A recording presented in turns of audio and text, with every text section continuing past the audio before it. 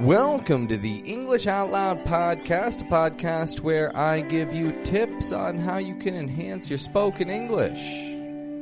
My name is Pat. I'm from Toronto, Canada. And normally I'd be giving tips about maybe pronunciation or, some muscle memory type changes you can make on your accent. However, today I'm going to have an interview actually with my own sister, who is going to give some fantastic tips on dealing with customer service and the types of words you can use yourself to deal with any customer service because, well, speaking for myself, it's daunting. I dislike very much when I have to call on the phone a company and try to solve a problem. I always feel like they're going to be out to get me. Well, Sam, my sister here, gives some fantastic tips on what types of words you can say to ensure that you get the desired outcome. All it takes is a little bit of patience on your end, and you got to be able to trust that the person on the other end of the phone really does want to help you as well. So just a little bit about Sam. She is an entrepreneur. She and her husband started a very successful photography business in the Toronto area. Obviously, current circumstances don't make that business ideal, and so now the both of them are getting into some new careers, and I believe my sister is studying her master's, so congratulations to her. She's, she's taking the bull by the horns, just keeps moving forward. And there's a good idiom right there, by the way. She's taking the bull by the horns. That's to say she's taking control of her situation, taking control of her life. She's taking the bull by the horns. Well, without further ado, I would love to introduce you to my sister, Samantha. Enjoy. So, today I have here my own sister, Samantha, and she has some fantastic tips on how anybody can communicate themselves effectively when dealing with customer service. I've seen Sam in action in the past. She's courteous and polite and to the point, and she gets what she calls for. So, welcome to the English Out Loud podcast, Sam. Would you like to tell my listeners about yourself a bit? Sure. So I'm a mom of 3 kids. I live in Hamilton, Ontario, Canada. And I definitely think that it's really important to work together with customer service representatives because I own my own business and I know how important it is just to work on customer retention.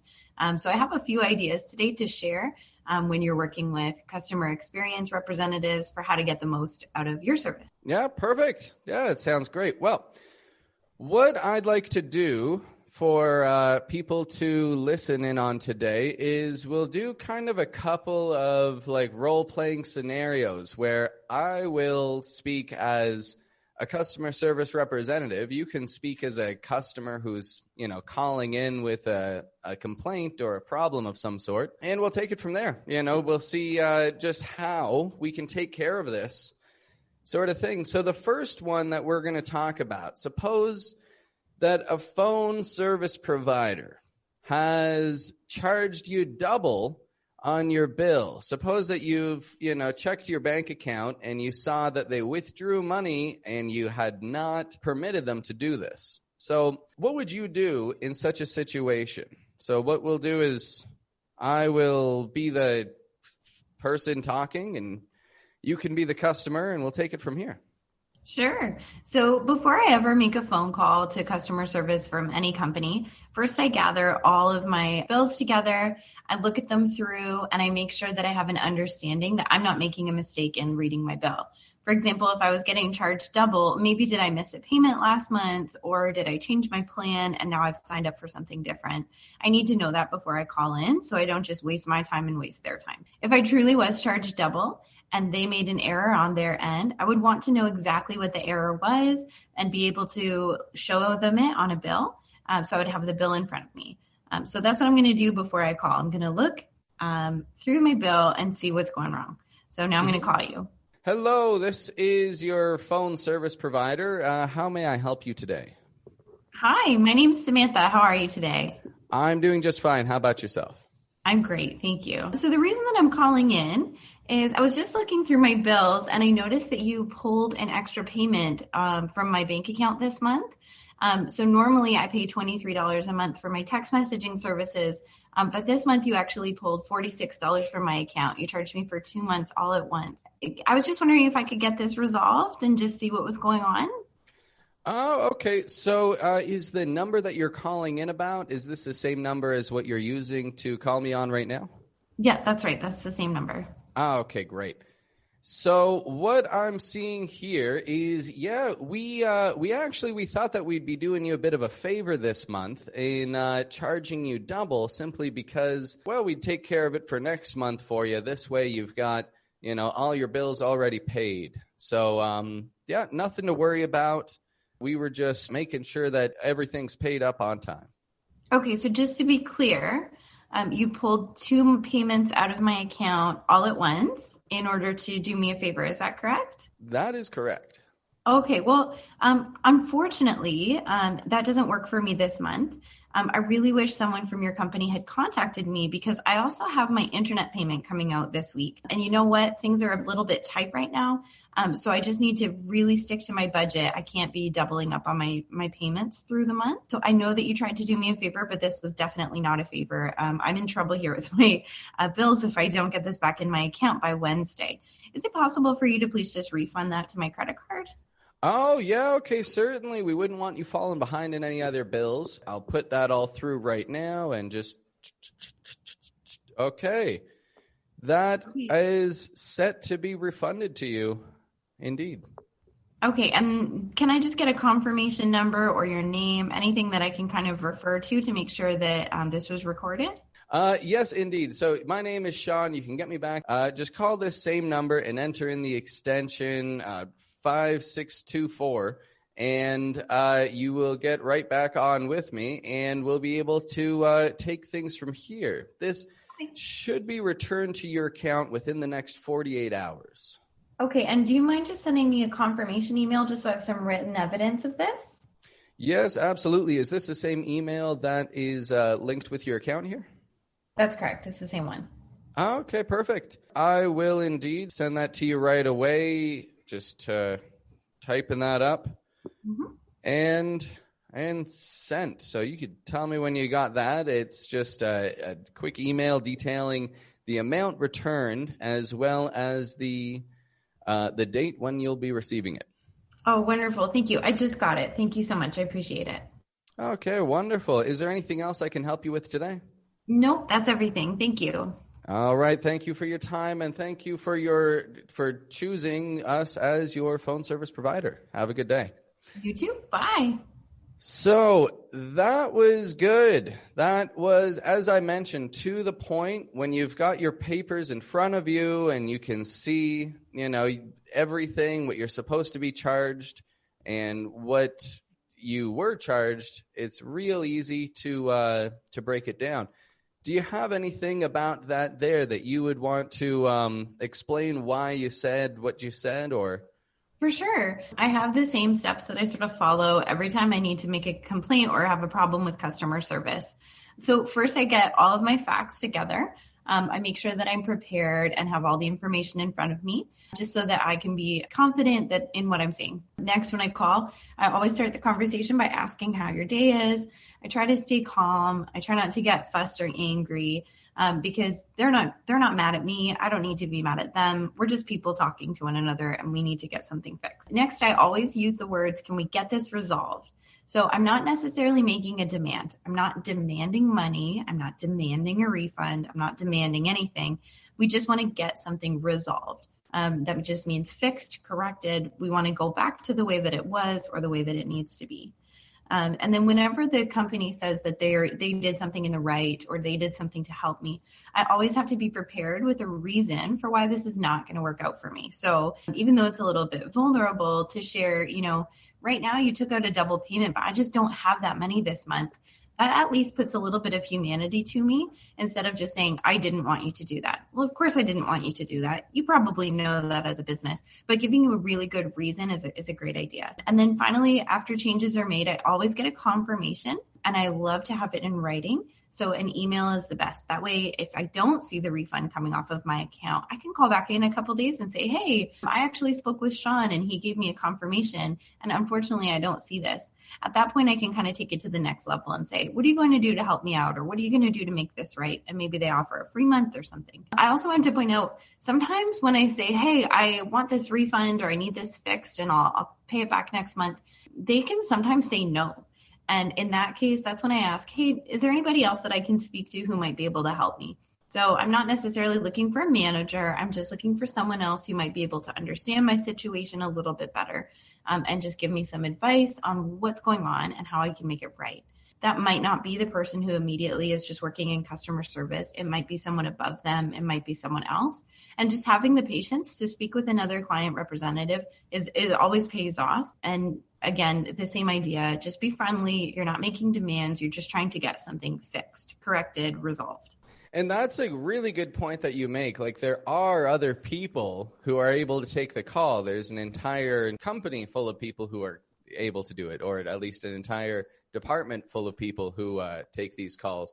So that's a really good point that you make. Like, if they're not going to help you, or if you feel, this person just isn't understanding you in the way that you want to be understood, or they aren't effectively communicating something, just ask to speak to somebody else. It's for sure. Yeah. If they don't want to talk to you in the first place, maybe the person's even just having a bad day and they want to make someone else's day bad. Just say, let's go to the next guy. Let's see if there's someone else I can speak to. For sure. And another good point that you made there as well, that if it comes to a point that they make promises to you and these promises are not kept, then I fully agree with you that there should be something, some kind of compensation, because now they're wasting your time. Like, now you've got to call in again and again and again, and just to solve a problem that should have been solved quickly. Cheaper for a company to retain a client than to find a new client. And if they're repeatedly making the same mistake over again and again, you can let them know that you'll be finding another company. At that point, they can have the option to do whatever it takes to keep you and retain you as a client, or they can lose you and you can find somebody else that's going to offer you a better service. There's other companies out there. And I know our next point, we were going to talk about Airbnb. So I thought that I would share a story that happened to me when I went to an Airbnb once. Mm-hmm. Is that okay? Oh, absolutely. Yeah. Yeah. Okay. So I love using Airbnb. My family and I love to travel. We have 3 young kids. And when our kids were really little, they were toddlers, the age of 2, we booked an Airbnb in Montreal for work, where we were working, and we thought we'd bring the kids with us. And so we planned a location that we thought was awesome. It was downtown Montreal. And in the description, it said that the house was kid-friendly. So kid-friendly would mean that it is, generally safe. There's not an exposed fireplace or a pool without a gate, things like that. So when we showed up at the Airbnb, we looked around and we saw that at the top of the stairs, there was a balcony that had no railing. I think the railing maybe used to be there. It was there in the images online, but the railing had been removed. And so we couldn't even let our kids go up the stairs because they were little. They were going to toddle right off the railing if we just let them go up the stairs and fall down. So what we did is decided to call Airbnb and get the solution fixed, because it just simply wasn't going to be safe for us to stay there. Absolutely. Well, then let's try this same scenario. I will speak as Airbnb, and you could speak as a concerned mother, who has a couple of kids, and maybe you're working and stuff, and maybe just getting off of your work and not in the mood possibly to be dealing with customer service stuff. But that's how it always is. I will talk as an Airbnb representative. Let's see what we've got. So, Airbnb representative, how may I help you today? Hi, how are you? I'm doing quite well. How about yourself? I'm good, thank you. The reason I'm calling in is because my family and I were just coming into our Airbnb. It looks beautiful from the outside, but when we walked in, we noticed that the location actually isn't safe for children. And I don't know if you have my phone number connected to my file there, but it's reservation number 4620. Do you mind pulling that up? Let me just pop that in right here. Thank you. Okay, yes, I've got this here, Samantha and family. And up in Montreal, looks like a lovely place. Is there an issue with this accommodations today? There is. So unfortunately, it's just not as pictured. So we showed up at the location and it does look beautiful from the outside. But if you'll scroll through the photos, you can see that at the top of the stairs, there's a balcony railing there. And I think that's really important just for safety. And you can notice in the listing that it's listed as a family-friendly location. But while we're here, actually at the Airbnb, there's no balcony at the top of the stairs. So I've taken a few photos. I can send them over to you if that's okay. I can add them to my file just so you can see the location is just simply not safe. Are you able to see that in my file there, the photos that I've sent? So, yep, those have just popped up there. I can see that. Yeah, clearly there's a rail missing there, whereas in the picture seen on, as in the advertised accommodations, there is a railing there. And normally, like if it was just me and my partner, that would be totally fine. But we've got little kids and I'm just really worried that my daughter is going to just toddle off the edge there. So we're not even going to let her upstairs. We're not going to unpack our bags. Do you have anything that you can do for me? Preferably, I'd be looking for another Airbnb location that can also accommodate my family in the area. Is there anything that you have? Yeah, no, absolutely. We can set you up with another place in the area. There are several places that seem to have the same amount of rooms that should do the trick. Do you have anything in mind, like any other specifications that you would like me to make sure of while I'm confirming this? It would be great. Are you able to send me credit instead so I can just book it myself? Just because I just want to be able to have a look for myself. Is that okay? Yeah, absolutely. We can just credit the amount of this to your account so that you are able to book your own new place. Yeah, not a problem. Okay, and are you able to credit just a little bit more than the original payment? I noticed the reason that we chose this one is the other locations nearby are a little more expensive. They were out of our budget, but now we're here, we've shown up, and it is the responsibility of Airbnb to make sure that the listings are as pictured. Is there anything you can do to just extend the credit a bit so that we can afford the other locations? Yeah, not a problem. Absolutely. We can make up for that and ensure that you have some cozy accommodations nearby that are child friendly. So that's all been confirmed now. You've got, we've added an extra $200 there just to make sure that you're covered for any possible additions in the neighborhood. Will this be everything for today, or do you have any other questions? Thank you so much. Will I receive an email? Nothing's shown up in my account yet, or how long does it take to get an email? It should come within the next hour or so, I imagine, but an email, you should definitely receive an email. Yes. Hey, well, I'm going to keep you on the phone until I get an email. Yeah, let's do that. Yeah, okay. Then we won't keep it an hour. I'll just keep it quick. Okay. I'm just going. So, I will send an email confirmation through this here, through your account. There we go. So that is all sent. Oh, yeah. It's shown up in my account now. The credit is there. I appreciate that. Thank you so much. Absolutely. So, I guess if this solves your problems for today, I'm happy to have been of service to you. Thank you. Yes. Where should I leave the keys for this house? For this place here, so I believe that you would want to contact the owner. If you can send them a message, they should get in contact with you about that. Okay. Yeah, we were in touch with them first because you always have to get in touch with the owner first before calling Airbnb. So awesome. Yeah, I'll just text him. Thank you so much. I appreciate it. Absolutely. Not a problem. Have a wonderful day. Okay, you too. Bye. So some great tips there. Do you have anything that you've said there that you'd like to explain why you said it, or?